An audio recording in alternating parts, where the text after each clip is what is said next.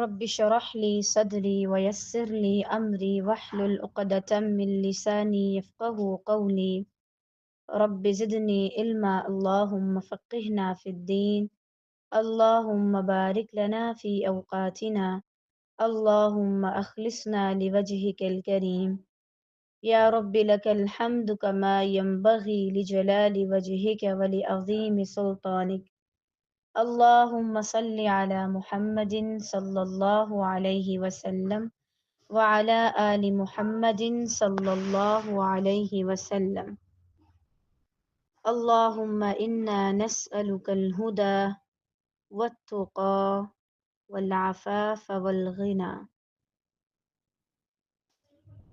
ہم پڑھ رہے تھے حسن اخلاق کے بارے میں، اپنا بہترین اخلاق رکھنا، اور اس میں صرف اچھے طریقے سے بات کرنا نہیں آتا بلکہ اور بھی بہت سے معاملات ہیں جو ہم ایک دوسرے کے ساتھ کرتے ہیں، اس میں بھی اچھے طریقے کے ساتھ معاملہ کرنا.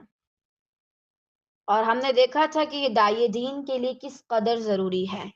مجھے امید ہے کہ آپ سب انشاءاللہ ضرور اس پر کام کر رہے ہوں گے، اور اگر نہیں تو پھر خیال کرنا چاہیے کہ کیوں نہیں. کیونکہ جب آپ کو اندازہ ہو جائے کہ ایک چیز ضروری ہے اور پھر بھی آپ اس کو بالکل معمولی سا لیں تو یہ مناسب نہیں لگتا ایک مومن کے لیے، اور خاص کر ایسا مومن جو داعی دین ہو. بہرحال آج انشاءاللہ ہم پڑھیں گے الظلم، ظلم کے بارے میں. اس کے بارے میں جاننا بھی بے انتہا ضروری ہے. سب سے پہلے ہم دیکھتے ہیں کہ ظلم کہا کسے جاتا ہے. ظلم کہتے ہیں کسی چیز کو اس کی صحیح جگہ سے ہٹا دینا یا اس کا جو حق بنتا ہے وہ ادا نہ کرنا.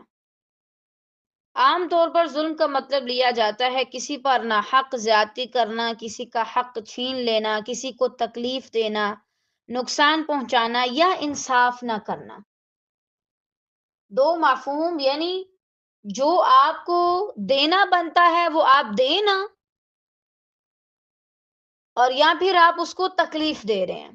جو آپ کو نہیں دینا بنتا کہ آپ اس کو تکلیف دیں، آپ اس کے بارے میں بری باتیں پھیلائیں، وہ آپ کریں تو یہ اس کے حق میں ظلم ہوگا. ہمارے پاس ظلم کی کئی اقسام ہیں جو کہ ہمیں پتہ ہونی چاہیے.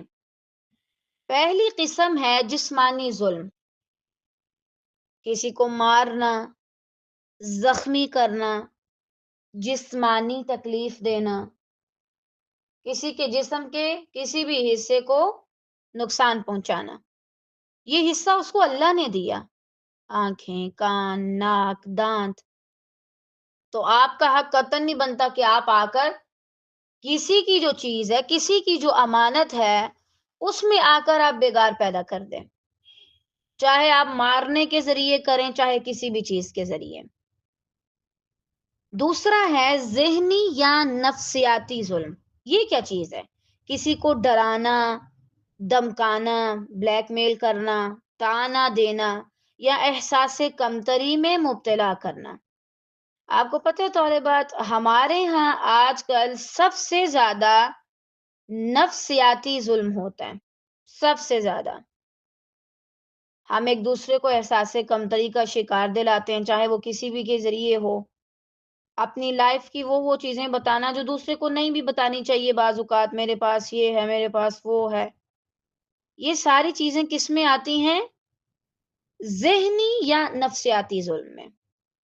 اس کے علاوہ کسی کو ڈراتے رہنا اور پھر بڑا خود کو کول سمجھنا.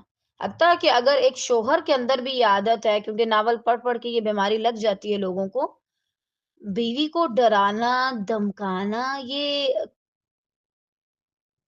کہیں کا پیار نہیں ہے اور نہ یہ کول بننا ہے. اس لحاظ سے بھی آپ بچیں. اس کے علاوہ ہے معاشی ظلم، کسی کا مال ہڑپ لینا، کسی کو اس کی تنخواہ نہ دینا یا کسی بھی لحاظ سے کسی کا مالی حق مارنا. اور چاہے اس میں کوئی پھر آپ کا سگا بہن بھائی ہو، آپ اس کا بھی حق نہیں لے سکتے۔ اس کے علاوہ معاشرتی طور پہ ظلم کرنا، کسی کو معاشرے میں حقیر سمجھنا، ذات پات، نسل یا ان ساری چیزوں کی بنیاد پر تفریق کرنا۔ جب اللہ تعالیٰ نے تمام انسانوں کو برابر کہا ہے، پھر ہمارا یہ حق نہیں بنتا کہ ہم کسی کو بہت اوپر لے جائیں اور کسی کو بہت نیچے گرا دیں۔ ہمارا یہ حق نہیں بنتا۔ اگر ہم یہ حق لینا چاہیں گے، یہ کام کریں گے تو ہم ظلم کر رہے ہیں۔ اس کے علاوہ اگر آپ حکومتی لیول پہ دیکھیں تو پھر کیا ہے؟ انصاف نہ دینا، کسی بے گناہ کو سزا دینا۔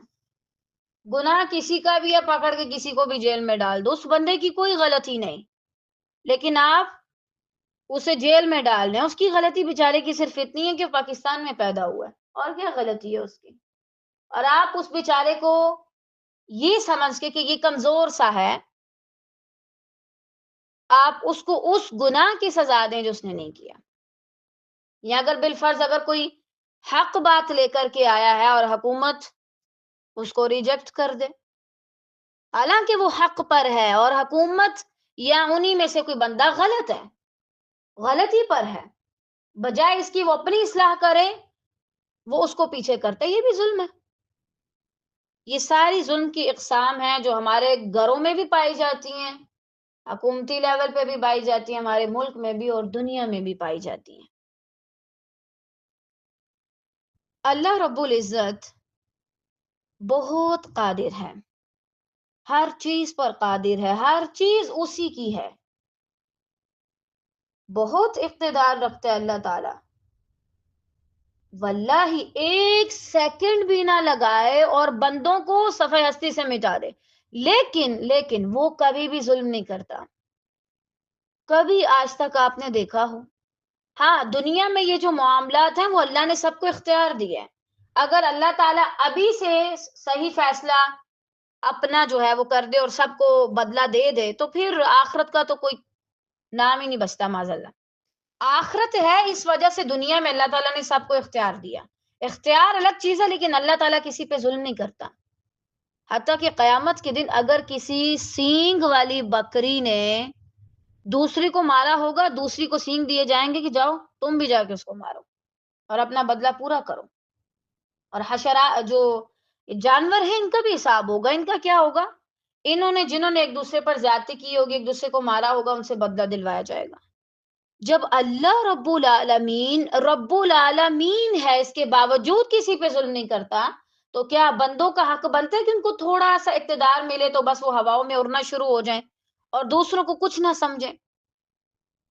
چاہے آپ مرد ہیں اور اللہ نے آپ کو قوام بنایا، قوام رہیں، ظالم نہ بنیں۔ بہرحال ہم قرآن مجید اور احادیث وغیرہ کی روشنی میں اس کو مزید دیکھ لیتے ہیں۔ اللہ تعالیٰ نے سورہ آل عمران آیا 86 میں فرمایا، واللہ لا یہدی القوم الظالمین، اللہ تعالیٰ ظالموں کو ہدایت نہیں دیا کرتا۔ آپ اگر اللہ سبحانہ و تعالیٰ کی صفات پہ غور و فکر کریں تو اللہ تعالیٰ سے بڑھ کے نہ کوئی رحمان ہے معاذ اللہ، نہ کوئی رحیم ہے۔ اور اگر دیکھا جائے تو الودود بھی اللہ سبحانہ و تعالیٰ ایسے ہیں کہ ہمیں دنیا میں مثال نہیں ملتی، بہت محبت کرتے ہیں۔ اتنی محبت کرنے والا، اتنا مہربان، کیا کسی کو اپنی ہدایت سے محروم رکھ سکتا ہے؟ ایک شخص ہے جس کو اللہ ہدایت نہیں دیتا، وہ کون ہے؟ جو ظالم ہے، بے ہدایتہ، گناہگار، کوئی بھی شخص ہے ہدایت پا سکتا ہے۔ اگر کوئی ظلم پر اتر آئے تو اللہ اس کو ہدایت نہیں دے گا۔ آپ اس کی مثالیں دیکھیں، فرعون ظلم کرتا تھا نا بنی اسرائیلیوں پر، ارد گرد والوں پر۔ نمرود بھی ظلم کیا کرتا تھا، ابراہیم علیہ السلام پر اس نے کیسا ظلم کیا کہ ان کو چاہے اس کا وہ ظلم کام نہیں آیا لیکن اس نے کیا نا۔ تاریخ میں جتنے بھی بڑے بڑے ظالم ہیں دیکھیں آپ، وہ بے ہدایتیں مرے ہیں، اللہ نے ان کو ہدایت نہیں دی۔ اس کا یہ مطلب نہیں کہ اللہ نے ان کو ہدایت نہیں دی، ان کے کام ہی ایسے نہیں ہیں کہ ان کو ہدایت ملے۔ ہر وقت ان کے دماغ میں شیطانی چل رہی ہوتی ہے، ابھی کس کو ماروں، ابھی کیا کروں، ابھی کیا کروں۔ ابھی کس کا حق لوں؟ آج آپ دیکھیں بنی اسرائیلی کیا کر رہے ہیں؟ حق مار رہے ہیں نا، بے ہدایتی مریں گے، کیونکہ جو شخص ظلم کرتا ہے اللہ تعالیٰ اس کو کبھی بھی ہدایت نہیں دیتا۔ ایک بھائی نے اگر دوسرے بھائی کا حق کھایا، اس کو پتا چل گیا کہ یہ غلط تھا، لیکن اس نے اس پر توبہ نہیں کی، بے ہدایت مرے گا۔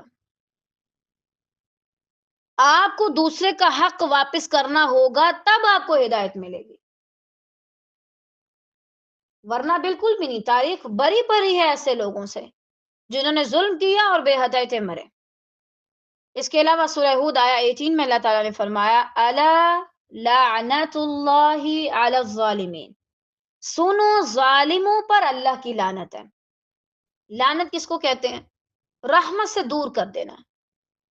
اچھا پتہ سنے، جب کوئی شخص دنیا میں کسی پہ لعنت کرتا ہے، حالانکہ ماں بھی کہہ دے کہ فٹے منہ یا اس طرح کچھ الفاظ استعمال ہوتے ہیں، لعنت دائیں جاتی ہے، اس کو کوئی جگہ نہیں ملتی، کہاں جاؤں؟ کیونکہ ہمارے الفاظ بھی اثر رکھتے ہیں نا۔ بائیں جاتی ہے، اوپر جاتی ہے، اس کو کہیں بھی جگہ نہیں ملتی، پھر جس نے کہی ہوتی ہے اسی پہ آ کے پڑتی ہے۔ یعنی اتنی بری چیز ہے یہ کہ دنیا میں کوئی ایسا شخص نہیں جس کو آپ کہیں کہ جاؤ بھائی تم اللہ کی رحمت سے دور ہو۔ ہر شخص گناہ گار ہے، کمزور ہے، خطا کار ہے، لیکن اس چیز کا حقدار ہے کہ اللہ تعالیٰ اس پہ رحم کرے۔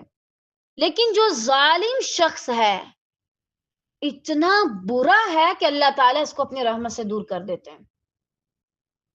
آج تک میں نے کس کس کا حق مارا ہوا ہے، ذرا اپنے اوپر غور و فکر کریں۔ اگر آپ نے کسی کا حق کھایا ہوا ہے جو نہ آپ کا حق نہیں بنتا تھا، تو آپ لعنتی شخص ہیں معاذ اللہ۔ اور لعنت کبھی بھی منہ پہ لکھی ہوئی نظر نہیں آتی کہ بھائی اس کے منہ پہ لعنت پڑی ہے معاذ اللہ، وہ تو آخرت کے دن جھلکے گی آپ کی سزا جزا میں۔ اگر کوئی بہت رحیم ہستی سختی کر رہی ہو کسی معاملے پہ، تو اس کا کیا مطلب ہے کہ وہ معاملہ چھوٹا نہیں ہے، بہت بڑا ہے، کیونکہ اللہ تعالیٰ بھی ظلم نہیں کرتا، اور تم اتنے چھوٹے سے ہو کہ معمولی سے ہو کہ تم لوگوں پہ ظلم کر رہے ہو۔ اسی لیے اللہ تعالیٰ ایسے شخص کو اپنی رحمت سے دور کر دیتا ہے۔ اور طالبات ہمیشہ یاد رکھیں، حتیٰ کہ نبی صلی اللہ علیہ وسلم بھی اللہ تعالیٰ کی رحمت کی وجہ سے جنت میں جائیں گے۔ کوئی بھی شخص اپنے اعمال کی وجہ سے جنت میں نہیں جائے گا، اور اگر لعنت پڑ گئی، اللہ کی رحمت سے دور ہوگے، تو بھول جاؤ کہ پھر کبھی جنت ملے گی معاذ اللہ۔ اسی طرح سورہ آل عمران آیہ 57 میں اللہ تعالیٰ نے فرمایا واللہ لا يحب الظالمین، اللہ تعالیٰ ظالموں سے محبت نہیں کرتا۔ میں نے آپ کو پہلے مثال دی کہ اللہ تعالیٰ کتنی محبت کرتے ہیں اپنے بندوں سے، لیکن یہ ظالم شخص ایسا کہ اللہ اس سے محبت نہیں کرتا، چاہے یہ مومن ہو، چاہے یہ فقیہ ہو، چاہے یہ مفتی ہو، چاہے یہ خانہ کعبہ کا امام ہو، چاہے یہ محدث ہو، چاہے یہ مفسر ہو، چاہے یہ بہترین رائٹر ہو، چیزیں لکھتا ہے، اللہ تعالیٰ سے جوڑتا ہے لوگوں کو، اگر اس نے کسی پر ظلم کیا ہے اللہ تعالیٰ اس سے محبت نہیں کرے گا۔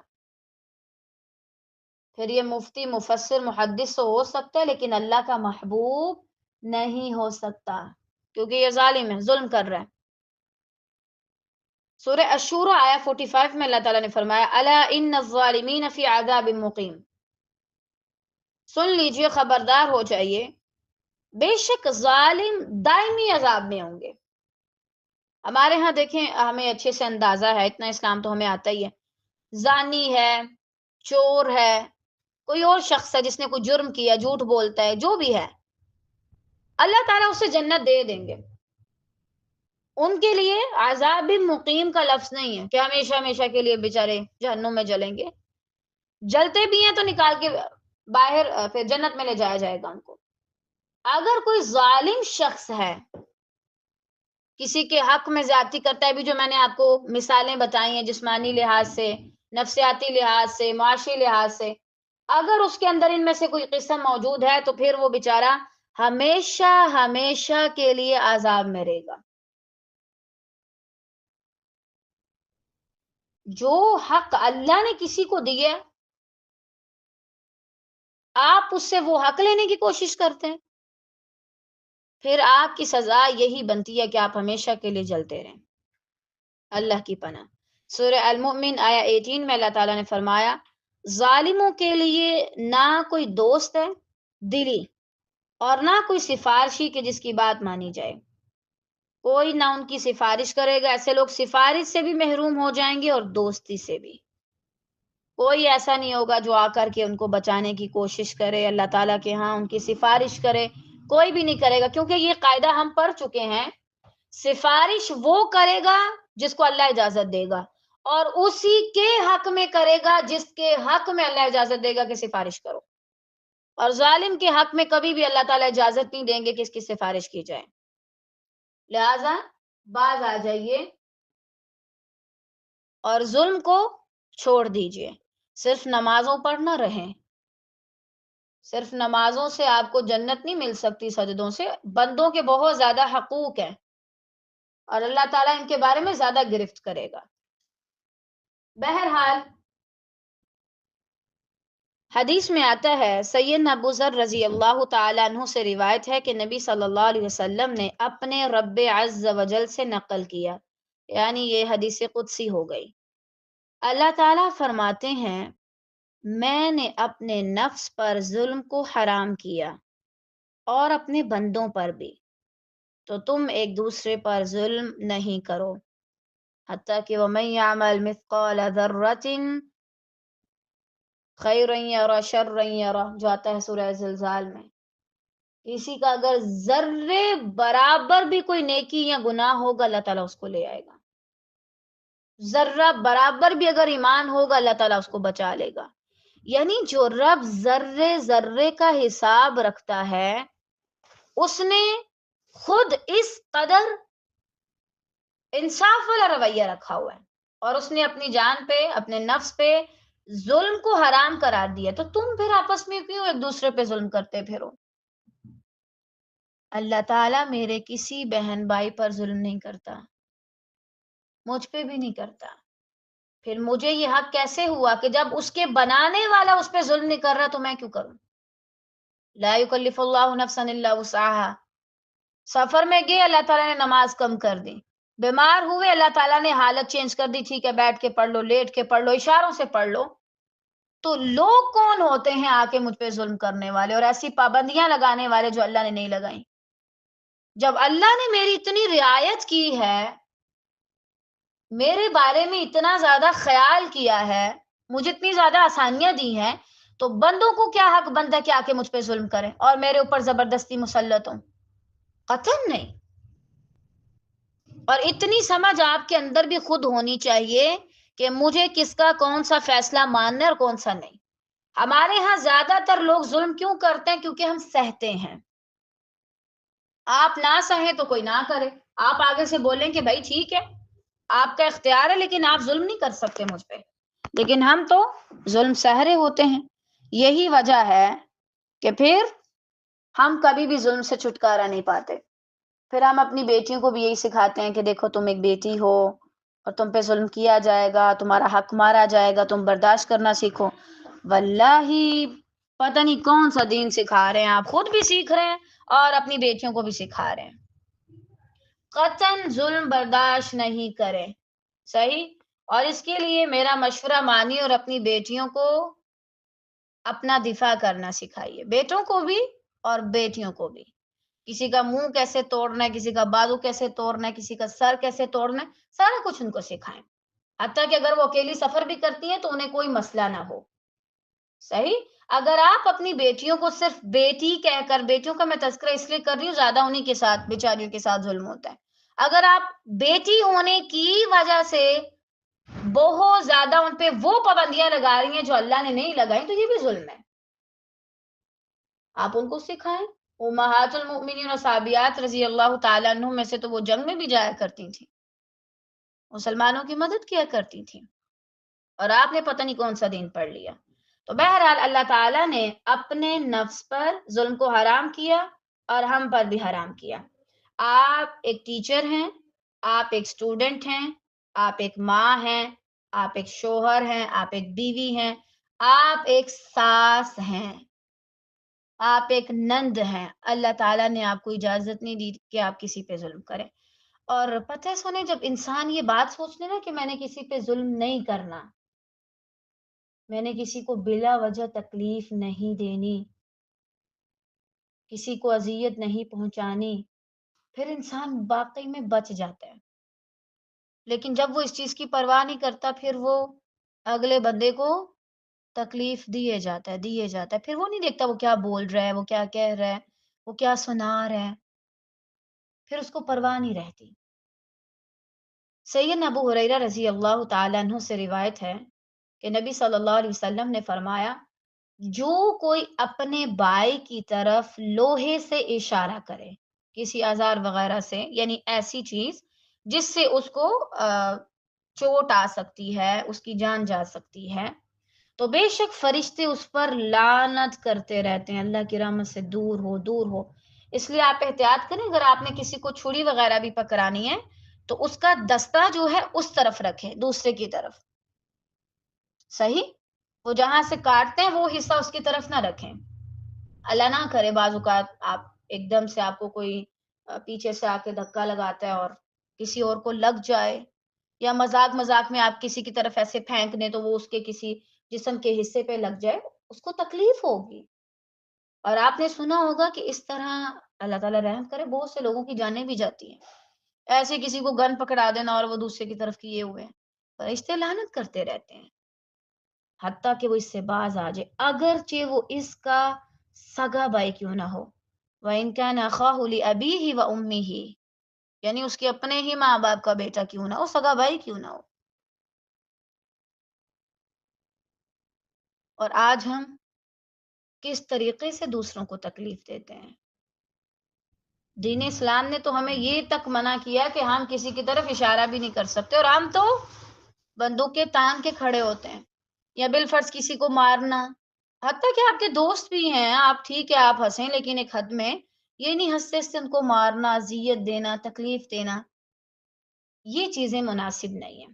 اور جیسے میں نے ابھی بھی بات کی تو شاید آپ میں سے بہت سے لوگ ان کو یہ سیریس نہیں لگا ہوگا، ہم اس کو بہت غیر سنجیدہ لیتے ہیں اور ہنسنا شروع ہو جاتے ہیں، اس چیز کو ہم بڑا ایک پراؤڈ سے بیان کرتے ہیں کہ بھائی میں اپنے دوستوں کو مارتی رہتی ہوں۔ یہ کوئی انسانیت نہیں ہے کہ اگر اگلا بندہ نہیں بول رہا تو آپ اس کو مارتے جائیں، کبھی بھی نہیں۔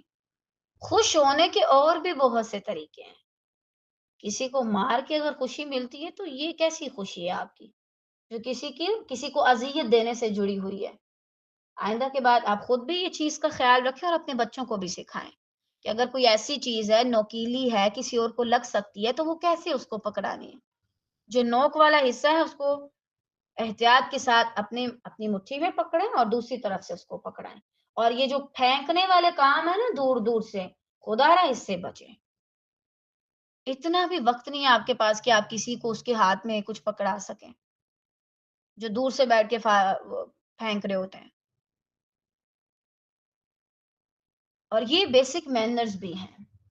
اصل میں ہمارا اسلام بہت خوبصورت ہے، وہ ایسی چیزوں کا دروازہ ہی بند کر دیتا ہے جس میں داخل ہونے سے کسی اور کا نقصان ہوتا ہو یا بندہ بعد میں پچھتائے۔ اسلام کہتا ہے وہاں سے داخل ہی نہیں ہو، یہ اصل میں دروازہ بند کرنا ہے کہ بعد میں تو پچھتانا ہے ساری زندگی، اور بعض لوگ پھر اللہ معاف کرے ڈپریشن کا شکار ہو جاتے ہیں، پوری زندگی اسی میں رہتے ہیں، وہ کبھی نارمل نہیں ہو پاتے کہ ہاں یہ مجھ سے کیا ہوگا۔ تو پہلے سے احتیاط کریں۔ سیدنا عبداللہ بن عمر رضی اللہ تعالیٰ عنہ سے روایت ہے کہ نبی صلی اللہ علیہ وسلم نے فرمایا، ظلم قیامت کے روز اندھیروں کی صورت میں ہوگا۔ اچھا پتہ ہے انسان کتنا بھی بہادر ہو نا، اندھیرے سے سب کو ڈر لگتا ہے۔ اگر ڈر نہ کہیں تو پھر ایک وحشت سی ہوتی ہے، دم گھٹتا ہے سوچنے سے ہی، اچھا اندھیرا، اندھیرا کسی کو بھی پسند نہیں ہے، اور ہم ہمیشہ دنیا میں اپنے آپ کو اندھیرے سے بچانے کے لیے گلی میں بھی لائٹیں لگاتے ہیں، بلب وغیرہ ہم نے لگائے ہوتے ہیں، گھر میں بھی سارا انتظام ہوتا ہے، اور حتیٰ کہ اگر لائٹ چلی بھی جائے تو بھی ہم نے کوئی ایسا انتظام رکھا ہوتا ہے کہ کم از کم ایک بتی وغیرہ جل جائے، تھوڑی بہت روشنی ہو۔ یعنی دنیا میں انسان اس قدر حریص ہے کہ وہ روشنی کو پسند کرتا ہے، چاہتا ہے، اس کے لیے کوشش کرتا ہے۔ لیکن کچھ ایسے اندھیرے ہیں طالبات جو دنیا میں شاید اس طرح وجود نہیں رکھتے. بالفرض کسی پہ ظلم کرنا یہ اندھیرے میں جانے کے مترادف ہے. اگر آپ دنیا میں کسی پہ ظلم کر رہے ہیں تو آپ کو اندھیرا نظر نہیں آئے گا. یعنی ایسا نہیں کہ میں نے کسی کو مارا ہے اور اندھیرا ہو جائے. یہ اور قسم کے اندھیرے ہیں، دلوں کے اندھیرے، گمراہی کے، وحشت کے اور قیامت کے. حتیٰ کہ کچھ لوگوں کا نور بالکل ختم ہو جائے گا قیامت کے دن. وہ کون سے لوگ ہوں گے؟ انہی میں سے ہوں گے کہ جو لوگ لوگوں پر ظلم کرتے ہیں. قیامت کے دن ان کا ظلم اندھیروں کی شکل اختیار کرے گا، دنیا میں نہیں ہوگا. جس زمین پر آپ نے ناحق قبضہ کر کے، کسی اور کی زمین تھی اور آپ نے اس پر اپنی عمارت کھڑی کی، اس عمارت میں دنیا میں تو کوئی اندھیرا نہیں ہوگا. آپ اس میں 100 طرح کی لائٹنگ لگا سکتے ہیں، لیکن آخرت میں وہ آپ کے لیے اندھیرے کا سبب ہوگا، تنہائی کا، وحشت کا. کیا کبھی ڈر نہیں لگا؟ دنیا میں تو بہت زیادہ ڈرتے ہیں، آخرت میں اللہ نہ کرے اور قبر میں اگر وہاں پہ اندھیرا ہوا تو کیا کرو گے؟ کیسے زندگی گزارو گے اتنا لمبا عرصہ؟ کہاں سے روشنی لاؤ گے؟ وہاں تو کوئی بازار بھی نہیں کہ تم کمو کے تو بس اپنے لیے روشنی کا انتظام کر لو. دنیا میں اگر کم از کم تم بہت زیادہ روشنی نہیں خرید رہے تو ظلم اکٹھا نہ کرو، اندھیرے اکٹھے نہ کرو. ابھی یا تو ہم دو حالتوں میں، ہم میں سے ہر شخص، یا ہم روشنی اکٹھی کر رہے ہیں اپنے اعمال کے ذریعے، یا ہم اندھیرا اکٹھا کر رہے ہیں. اور قیامت کے دن پھر ہمارے ساتھ یا تو وہی روشنی ہوگی جو ہم نے یہاں سے جمع کی ہے، یا وہی اندھیرا ہوگا جو ہم یہاں پہ جمع کر رہے ہیں. تو بات ہمارے اپنے اوپر ہے. اللہ نے تو کسی پہ ظلم نہیں کیا، ہم خود اکٹھا کر رہے ہیں. ہمارے اعمال کی وجہ سے یا تو روشنی ہوگی یا اندھیرا ہوگا. اس پر میں چاہوں گی آپ لازماً غور و فکر کریں. انفرادی لحاظ سے، خاندان میں، رشتہ داروں میں، عزیز و اقارب میں، دوستوں میں، ہمسایوں میں، محلے میں، کس جگہ پر آپ نے کسی بھی شخص پر تھوڑا سا بھی ظلم کیا، اس کو ذرا آپ دیکھ لیجئے. اور خاص طور سے آج ہم جو ٹاپک ڈسکس کر رہے ہیں وہ ایک انسان کا دوسرے انسان پہ ظلم ہے.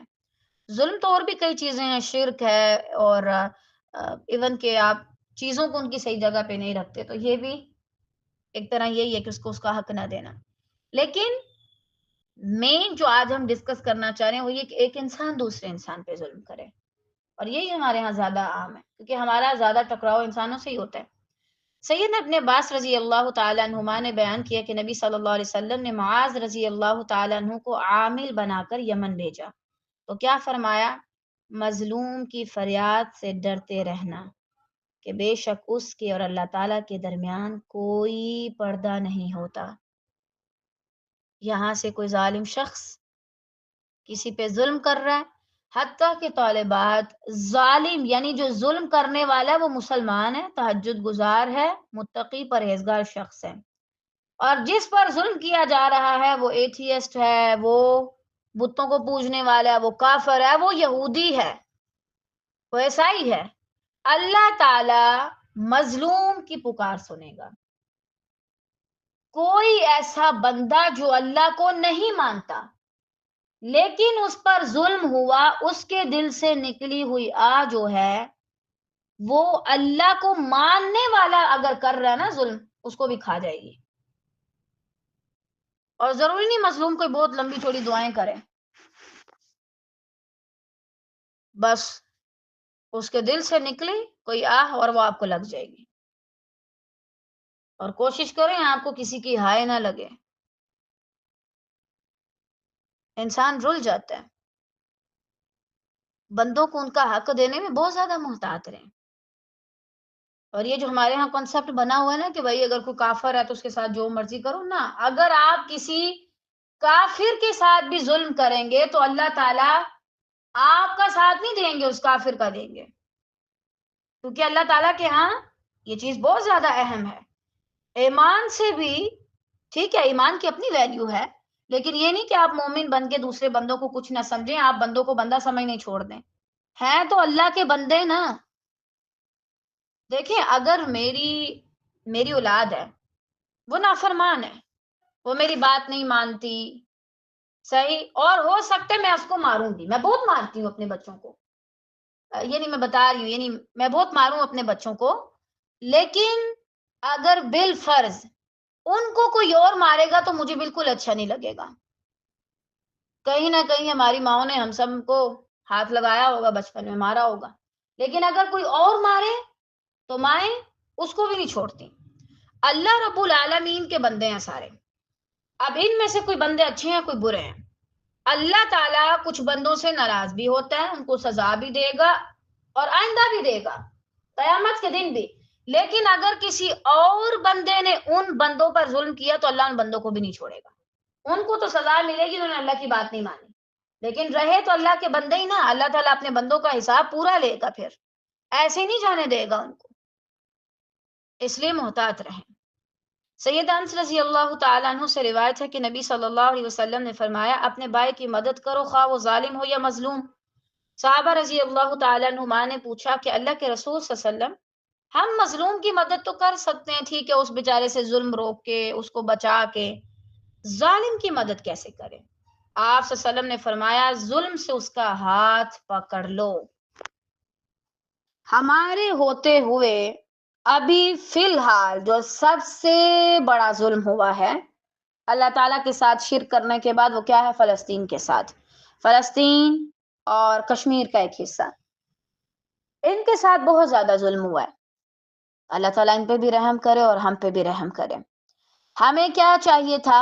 ہم ان کی بھی مدد کرتے، ان کا سہارا بنتے، اور ظالموں کی بھی مدد کرتے. کس طریقے سے؟ ان کا ہاتھ پکڑ کے. اللہ نے جو صلاحیتیں، جو ہتھیار ہمیں دیے ہیں، وہ اس لیے نہیں دیے کہ بس ہم بن ٹھن کے بیٹھ جائیں کہ بھائی ہمارے پاس یہ چیز ہے. اس لیے دیے تھے استعمال کریں ان کو، اور ہم نے استعمال ہی نہیں کیے. اس وقت کائنات میں یہ سب سے بڑا ظلم ہوا ہے، اور ہم سب کہیں نہ کہیں اس میں شریک ہیں، اور ہمیں اس کی پرواہ بھی نہیں. ٹھیک ہے، ہوا ہے ان کے ساتھ ہے، اس کا ایمان سے کیا تعلق ہے؟ معاذ اللہ، یہ تو ایک فساد ہے، یہ تو ایک فتنہ ہے، اور فتنے سے دور رہیں. اللہ کے بندو، کوئی آپ کے گھر میں آ گیا تو آپ نے اپنے ملک میں کیوں افواج اور یہ پولیس والا سسٹم رکھا ہوا ہے؟ آپ بھی ان کو جانے دیں، یہ سارا فتنہ فساد ہے تو ختم کریں. کوئی آپ کے گھر میں بھی آ کے گھستے، آپ کو بھی مارتے تو آپ مرے، شوق سے مرے.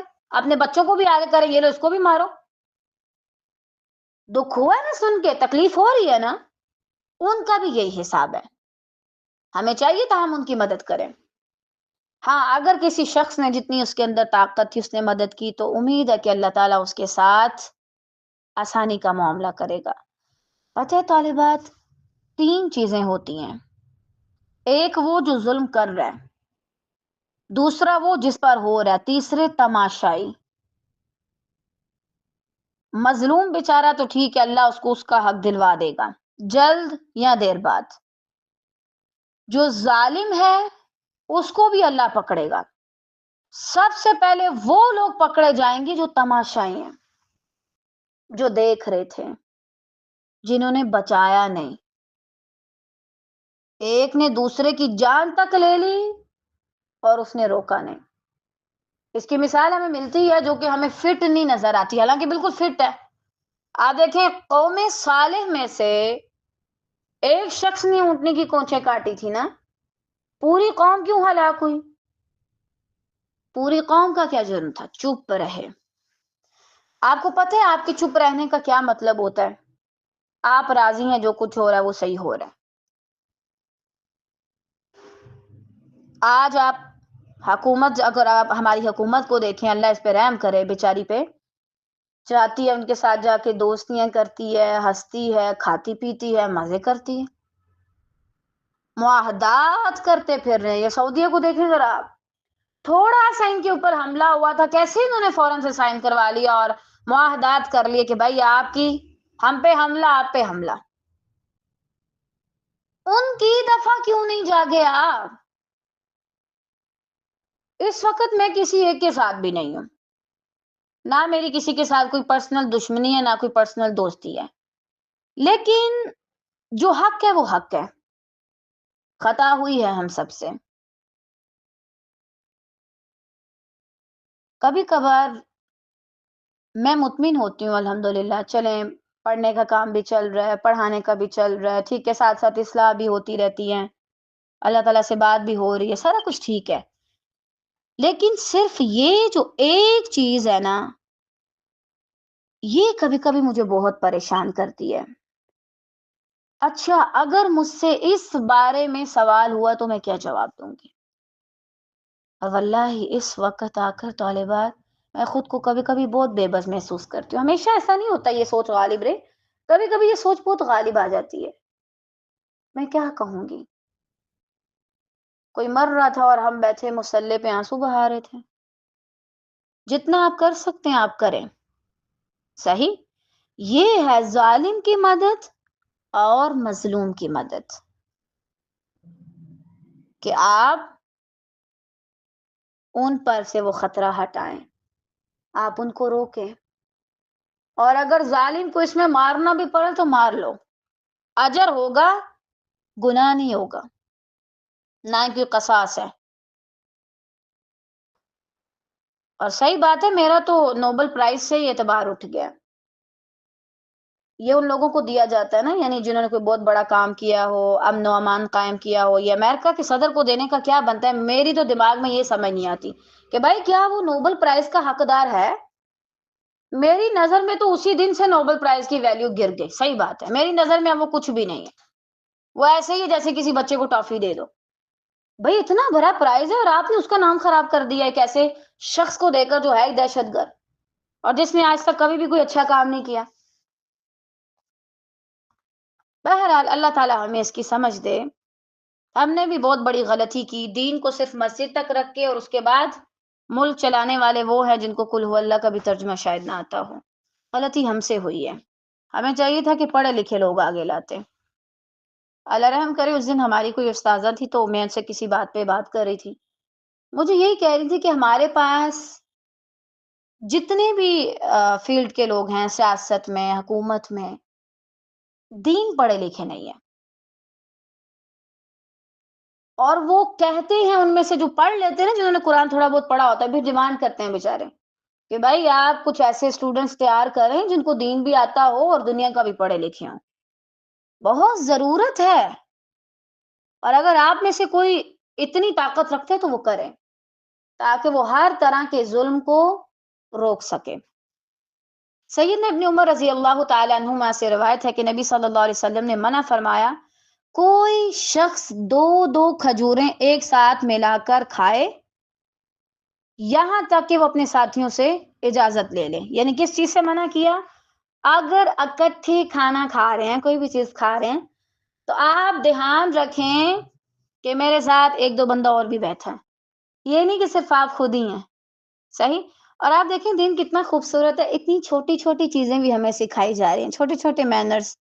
اگر 3 لوگ بیٹھے ہیں، اس کا یہ مطلب نہیں کہ آپ پہلے سے اپنی ہتھیلی بھر لیں کہ بھائی میں یہ کھاؤں گی، نہیں، دوسروں کا بھی خیال رکھیں کہ اس کو بھی اچھا دینا ہے، اس کو بھی دینا ہے، اور میں نے بھی کھانا ہے۔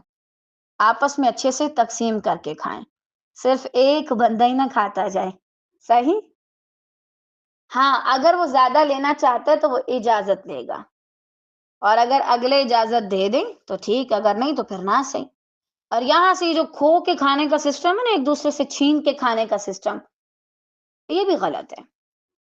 ہاں، اللہ یہ کہ کبھی آپ کو تھوڑا بہت مذاق سوجا ہو، آپ کسی کے ساتھ اتنے فرینک ہوں تو ٹھیک ہے، لیکن یہ مناسب نہیں لگتا کوئی شخص کھا رہا ہے تو آپ اس سے چھینیں، وہ چھینا جپٹی میں آدھا نیچے گر رہا ہے، اور تھوڑا بہت آپ نے کھایا، تھوڑا اس نے کھایا۔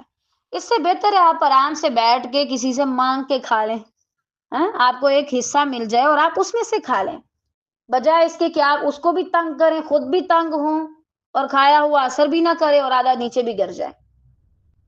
طریقہ ہے ہر چیز کا، اور دوستوں کو تو یہ والا ادب سیکھنے کی بہت زیادہ ضرورت ہے۔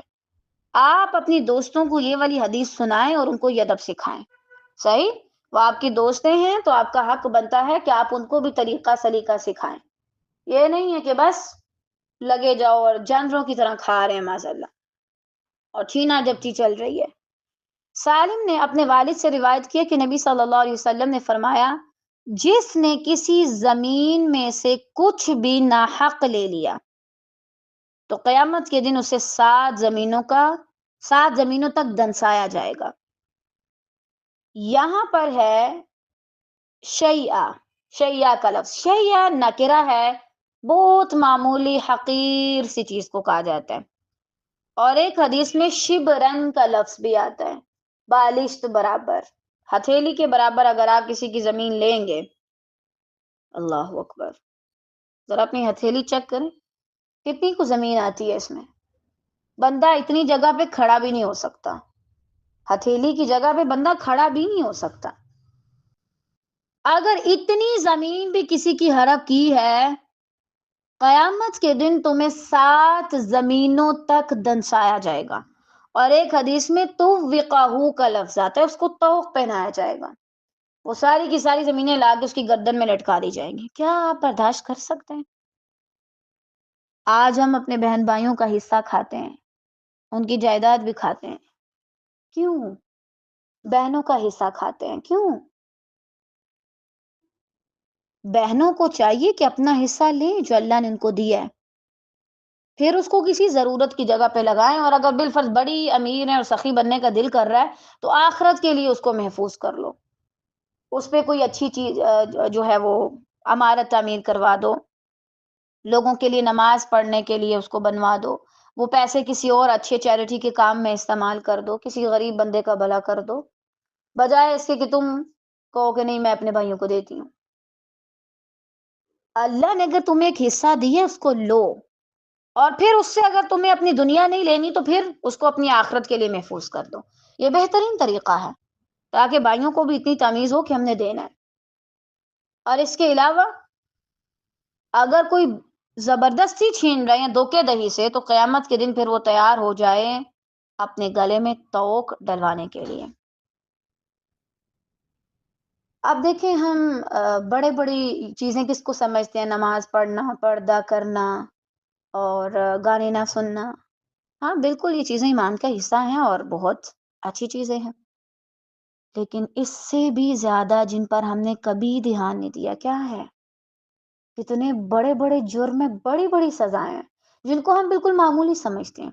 ہاں اب گھر بنانا تھا دونوں بھائیوں نے ساتھ ساتھ تو کچھ نہیں ہوتا، اگر اتنی زمین میں نے لے لی تو کیوں لے لی؟ جو اس کا تھا وہ اس کو دو، ورنہ اس کا رب تو وہ حصہ اس کو دلوا کے رہے گا، چاہے وہ آخرت کے دن لے۔ اب اس میں ایک اور حدیث آتی ہے جس سے آپ کو معنی زیادہ سمجھ آ جائے گا انشاءاللہ۔ سیدنا ابو ہریرہ رضی اللہ تعالیٰ عنہ سے روایت ہے کہ نبی صلی اللہ علیہ وسلم نے فرمایا، جس نے اپنے کسی بھائی پر ظلم کیا ہو، اس کا کوئی حصہ لیا، اس کو مارا ہے، اس کو نفسیاتی طور پہ ڈرایا دھمکایا ہے، اس کو حقیر سمجھا، اس کے بارے میں ایسی باتیں کی ہیں جو وہ سننا پسند نہیں کرتا، آپ ایک گروپ میں بیٹھے ہوئے تھے اور آپ نے بیٹھے بیٹھے اس کو بے عزت کر دیا، آپ نے اس کی کوئی ایسی بات بتائی جو وہ نہیں چاہتا تھا کہ میرے بارے میں کسی کو پتا چلے، اگر تم نے کچھ ایسا کیا ہے تو تمہیں چاہیے کہ تم دنیا میں اس سے معافی مانگ لو۔ اب اس میں ایک دوسرا اصول آتا ہے، وہ میں آپ کو بعد میں انشاءاللہ سمجھاتی ہوں۔ دنیا میں اس سے معافی مانگے، اگر ظلم کیا ہے اس سے معافی مانگے، دیکھو مجھے معاف کر دو۔ اس حدیث کو بہت عرصہ پہلے جب میں نے پڑھا تھا، الحمدللہ اس کے بعد مجھے کبھی شرمندگی محسوس نہیں ہوئی کہ میں کسی سے معافی مانگوں، الحمدللہ۔ اگر تھوڑا سا بھی مجھے ڈاؤٹ ہو جائے کہ یہاں پر میری غلطی تھی، الحمدللہ میں معافی مانگ لیتی ہوں، اور واللہ مجھے کوئی پرواہ نہیں، میں پوری دنیا کے سامنے بھی مانگ سکتی ہوں۔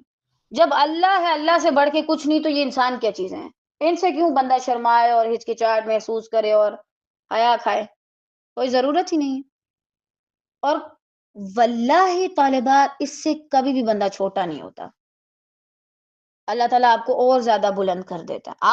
آپ نے اگر 5-6 بندوں کے سامنے کسی کو بے عزت کیا تو آپ کا فرض کیا بنتا ہے، 5-6 بندوں کے سامنے آ کے اس سے معافی مانگے، یہ نہیں بنتا کہ پھر چٹ پہ لکھ کے بھیج دیا I'm so sorry۔ اور اگر آپ نے اس کی انسلٹ کی تھی اردو میں تو معافی بھی اردو میں مانگے، پھر انگلش میں سوری کہنے کی ضرورت نہیں ہے، سارا کچھ اس بیچارے کو اردو میں، پنجابی میں اور زبانوں میں کہہ کے پھر بس جا کے انگلش کا ایک لفظ بول دو I'm sorry۔ کیا مطلب سوری؟ یہ سوری جو ہے اس نے بہت دماغ خراب کر رکھا ہے لوگوں کا۔ ہاں کبھی کبھار ٹھیک ہے آپ اس کو استعمال کریں، لیکن اگر آپ نے اس کو دوسری زبان میں ہرٹ کیا تو پھر اس سے معافی بھی ویسے کھول کھول کے مانگے کہ بھائی مجھے آپ معاف کر دیں، میں معذرت چاہتی ہوں، مجھے ایسے نہیں کہنا چاہیے تھا، آپ جو چاہیں آپ میرے ساتھ کر لیں، لیکن دنیا میں ایسا نہ ہو کہ آخرت میں آپ بڑے تہجد شدت پڑھ کے گئے ہیں، آپ کو محراب پڑا ہوا ہے، ماتھے پہ نشان ہے اور وضو والے اعضاء آپ کے چمک رہے ہیں، لیکن کوئی آ کے آپ کا گریبان پکڑے، بتاؤ نا ذرا میرے ساتھ یہ میرا حق کیوں مارا تھا، مجھ پہ یہ ظلم کیوں کیا تھا، مجھے فلاں جگہ پہ بے عزت کیوں کیا تھا۔ اور اس میں خاص طور سے مردوں کو ڈرنا چاہیے۔ کیوں بھائی؟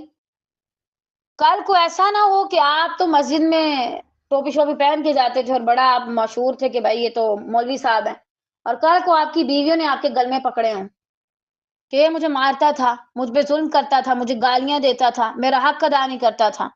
کان کھول کے سن لے ایسے سارے مرد، اگر وہ یہ کام کرتے ہیں آپ اللہ کے ہاں مجرم ہیں، اور بیویوں کو چاہیے کہ یہ حدیث جا کے ذرا مہذب انداز میں اپنے شوہروں کو سنائیں۔ آج دیکھو دیکھو اللہ کے بندے، تم کسی کے شوہر ہو، کتنے عرصہ زندہ رہ لو گے؟ بڑی حد ہے 100 سال، اور 50 کی بات تو تم ویسے بھی کمزور ہونا شروع ہو جاتے ہو، تقریباً 40 کے بعد تمہارے اندر طاقت ہی نہیں رہتی۔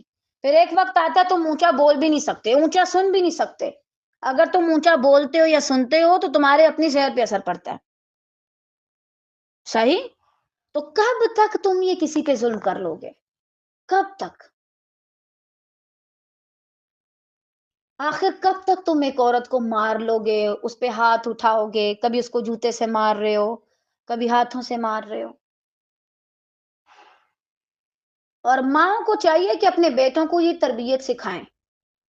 مائیں ایک نوجوان بیٹے کے ساتھ شادی کروائیں، ایک بھیڑیے کے ساتھ نہیں، کسی جنگلی جانور کے ساتھ نہیں، کہ آپ نے اس کی تربیت ہی نہیں کی، پہلے آپ اس کی تربیت کریں پھر اس کی شادی کروائیں۔ ہمارے ہاں جو بگڑتا کہتے ہیں اس کی شادی کرا دو صحیح ہو جائے گا۔ مجھے اس لاجک کی آج تک سمجھ نہیں آئی۔ ہاں پھر وہ یہ ہوتا ہے، اب مجھے سمجھ آتی ہے، پھر یہ ہوتا ہے کہ وہ سارا غصہ اپنی بیوی پہ نکالتا ہے شوہر، مارنا ہے اس کو مار لو، گالیاں دینی ہے اس کو دے لو، پابندیاں لگانی ہے اس پہ لگا دو، خود کچھ نہیں کر سکے اس کو بھی ہر کام سے روک دو، ماں باپ سے نہیں ملو گی، بہن بھائیوں کے پاس نہیں جاؤ گی۔ بھائی آپ ہوتے کون ہیں؟ کون ہیں آپ تو مرنے والے ہیں، ان قریب آپ زمین میں دفن ہوں گے، چاہے آپ میرے شوہر ہیں، تو پھر اتنا اطراء کاہے کو رہے ہیں؟ آپ تو خود کو غسل بھی نہیں دے سکتے۔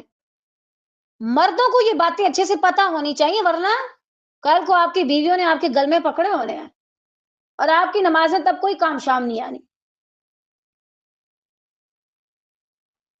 تو بہرحال اگر کسی نے یہ سارا کام کیا ہے تو دنیا میں معافی مانگ لو، کیونکہ وہاں درہم اور دینار نہیں ہوں گے، پہلے اس کے بھائیوں کی نیکیوں میں سے اس کو حق دلایا جائے گا۔ یعنی دو شخص ہیں، پہلے نے دوسرے پر ظلم کیا، صحیح؟ تو اب کیا کیا جائے گا؟ پہلے کی نیکیاں دوسرے کو دی جائیں گی، کیونکہ اس دن درہم دینار اور کرنسی وغیرہ سارا کچھ تو تباہ ہو جائے گا دنیا کے ساتھ ساتھ، تو آپ کیا دیتے پھریں گے؟ اور اگر بالفرض جس بندے نے ظلم کیا اس کی نیکیاں ختم ہو جائیں گی، تو پھر کیا کیا جائے گا؟ جس پر ظلم کیا گیا تھا اس کے گناہ ظلم کرنے والے کو دے دیے جائیں گے۔ وہ بندہ تو بڑے خوش نصیب نکلا بھائی، اس کی تو لاٹری لگ گئی، وہ تو بیٹھے بٹھائے جنت میں چلا گیا، آپ تباہ و برباد ہو گئے۔ اس کے بھائی کی برائیاں ظلم کرنے والے پر ڈال دی جائیں گی۔ کیا آپ سب یہ برداشت کر سکتے ہیں؟ بالفرض میں نے بیوی کے ساتھ تو ظلم کیا، جتنے بھی میرے یہ سارے گناہ تھے اور اس کے جو گناہ ہیں وہ بھی میرے پلڑے میں آ جائیں، اور میں اپنے گناہوں کی سزا تو بھگتوں، اب اس کی بھی بھگتوں، اور اپنی کی ہوئی نیکیوں سے بھی محروم ہو جاؤں اور اس کو دے دوں۔ کیا ایک شوہر یہ پسند کرے گا؟ نہ۔ تو پھر بھائی دنیا میں انسان بن کے رہیے، اللہ نے آپ کو انسان بنایا، آپ انسان ہی اچھے لگتے ہیں، آپ کو جنگلی جانور بننے کی قطعاً ضرورت نہیں ہے۔ اور اس بات کو بھی برا نہ سمجھے، آپ کبھی اپنی ویڈیو بنوا کے دیکھیں، جب آپ اس کو مار رہے ہوتے ہیں آپ ایک وحشی لگ رہے ہوتے ہیں، پتہ نہیں کہاں سے جنگل سے اٹھ کے آ گئے، آپ انسان نہیں لگ رہے ہوتے اس ٹائم پہ۔ اچھا اب اس حدیث سے دو اور معنی سمجھیے۔ ہمارے ہاں ایک جملہ مشہور ہے، اس نے ظلم کیا تو اس کی بھی بیٹیاں ہیں۔ فرسٹ آف آل تو آپ اللہ سے ڈریں، آپ اس طرح کے جملے استعمال کرنے سے گریز کریں. اگر میرے باپ نے کسی پہ ظلم کیا ہے تو اس کا بدلہ مجھے نہیں ملے گا. صحیح؟ یعنی اگر میرے باپ نے کسی عورت پہ ظلم کیا ہے تو ضروری نہیں کہ اس کی بیٹی پر ظلم کیا جائے گا نا. وہ تو باپ نے کیا تو باپ کو اس کا وبال ملے گا. بیٹی کیوں بھگتے گی بھائی؟ ہم نے تو اسلام کو بہت پیچھے چھوڑ دی ہے اور پتہ نہیں کہاں کہاں سے من گھڑت باتیں لا لا کے نکالی جاتے ہیں. کیا ضرورت ہے آپ کو ایسی باتیں پھیلانے کی؟ میرے ساتھ بھی کرتا ہے نا، اس کی بھی تو 3 ہیں، اس کی بھی تو 3 بیٹیاں ہیں، اس کو بھی اللہ پوچھے معاذ اللہ. بھائی ان معصوم بچیوں کا کیا قصور ہے؟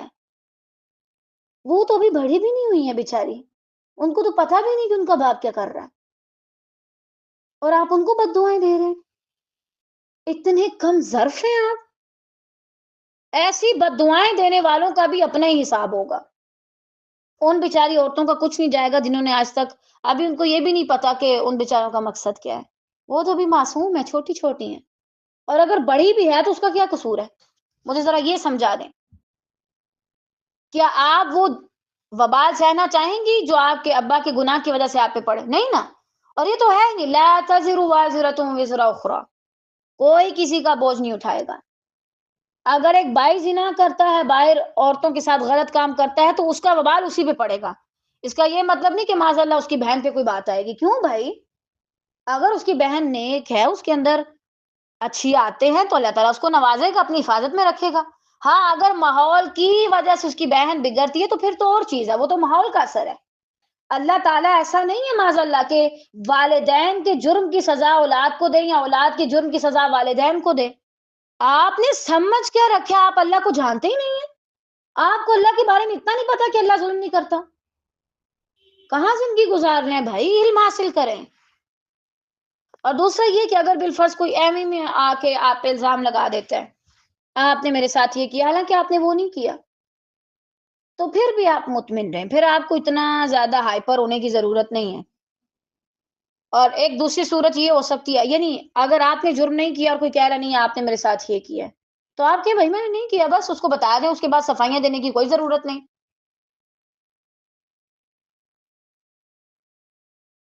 اور اسی طرح اگر بالفرض یہ تو یہ ہے کہ جب آپ نے جرم نہیں کیا اور اگلا پھر بھی کہہ رہا ہے آپ نے کیا، یہ معاملہ پھر اللہ پہ، کیونکہ اللہ دونوں کو دیکھ رہے ہیں.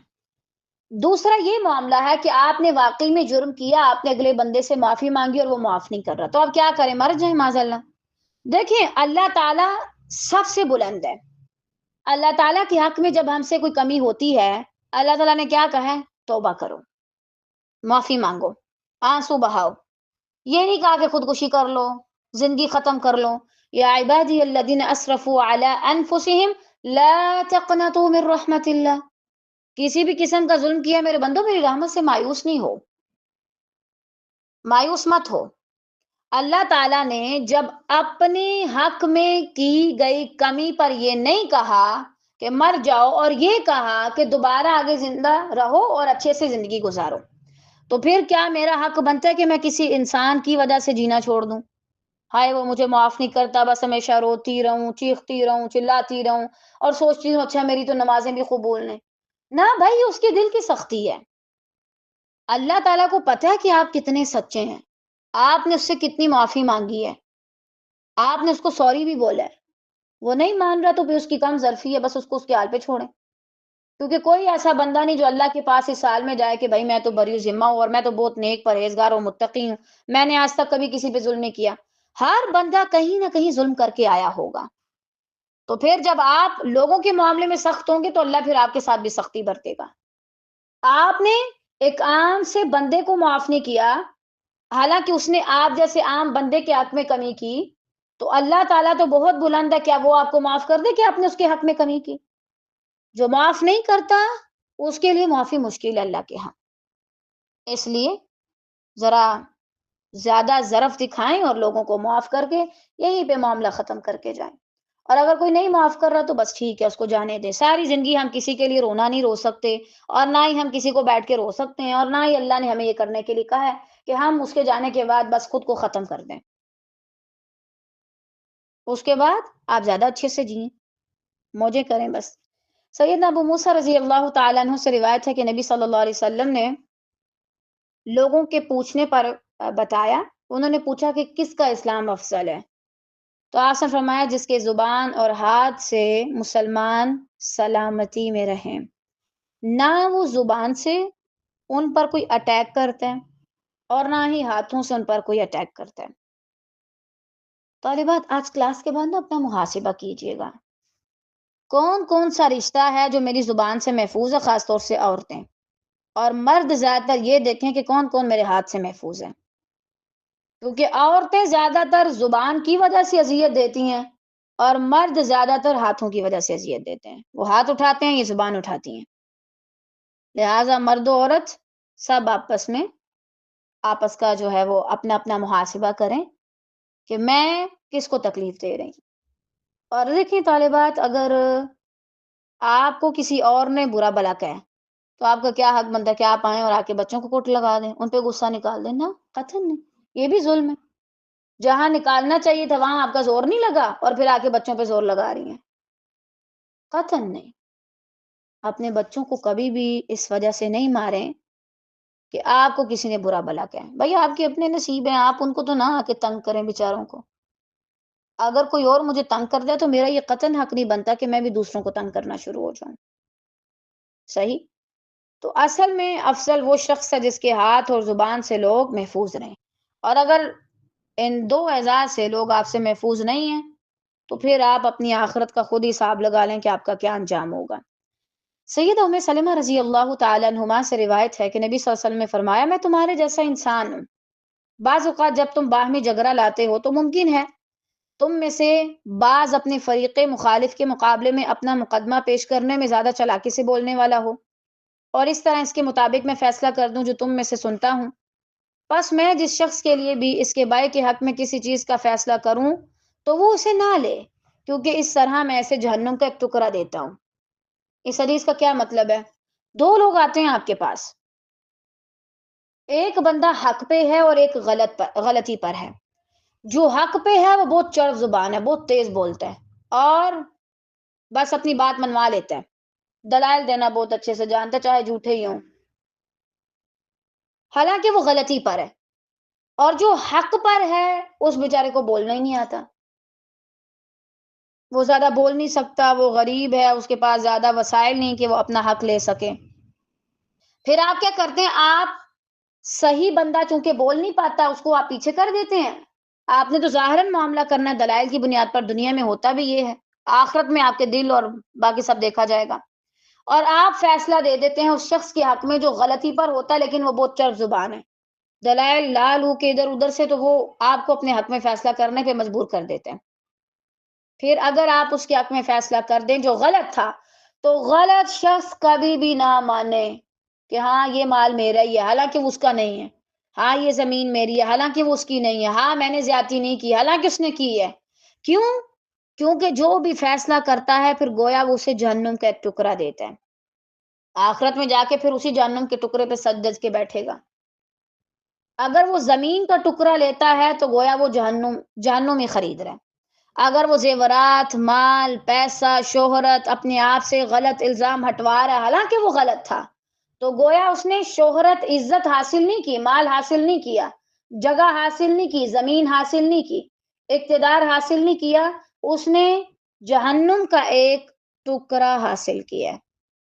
اب وہ خود ہی دیکھ لے کیا وہ جہنم کس ٹکڑے پہ رہ سکتا ہے، اور اگر نہیں رہ سکتا تو دنیا میں اپنے آپ کو صحیح رکھے، دنیا میں حق پر رکھے۔ الحمدللہ ہم یہیں تک اس کو رکھتے ہیں خیر سے، لیکن آپ اپنا اپنا محاسبہ لازمن کیجئے۔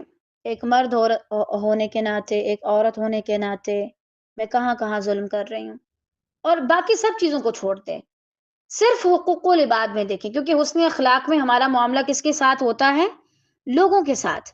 تو آپ لوگوں کے ساتھ ذرا اپنا معاملہ چیک کریں، میرا معاملہ کیسا ہے، کہاں کہاں میں ان کے حق میں ظلم کرتی ہوں، کہاں کہاں میں ان کے ساتھ صحیح رہتی ہوں، کہاں کہاں مجھے ان سے معافی مانگنی چاہیے۔ اور اگر آپ کی زندگی میں ابھی کوئی ایسا شخص ہے نا جس کے حق میں آپ نے زیادتی کی اور آپ کو پتہ ہے یہ میں نے زیادتی کی ہے، واللہ اس سے معافی مانگ لیں، ہمیں نہیں پتا کب کہاں کس کا اینڈ ہو جائے. اللہ تعالیٰ سب کا خاتمہ ایمان پہ کرے. کیا فائدہ ان چھوٹی چھوٹی چیزوں کی وجہ سے؟ صرف ایک بول ہے مجھے معاف کر دو، میں غلطی پر ہوں، تم حق پر ہو، اور آپ اپنی آخرت کا کباڑہ کر لیں، لیکن آپ یہ لفظ استعمال نہ کریں. آج ہی آپ لکھیں کون کون سے شخص ہیں جن کے حق میں نے زیادتی کی ہے. اگر ان کا کوئی حق تھا مادی چیز میں، ان کو واپس کریں، اور اگر آپ نے منہ سے ہاتھ سے ان کو کوئی تکلیف پہنچائی ہے تو ان کو بولیں مجھے معاف کریں، مجھ سے بدلہ بھی لے لیں، تاکہ اللہ تعالیٰ بھی آپ کو معاف کرے. صحیح. بارک اللہ فیک. اللہ تعالیٰ ہم سب کو عمل کرنے کی توفیق دے. انشاءاللہ نیکسٹ کلاس میں ہم اگلا ٹاپک ڈسکس کریں گے. بارک اللہ فیک.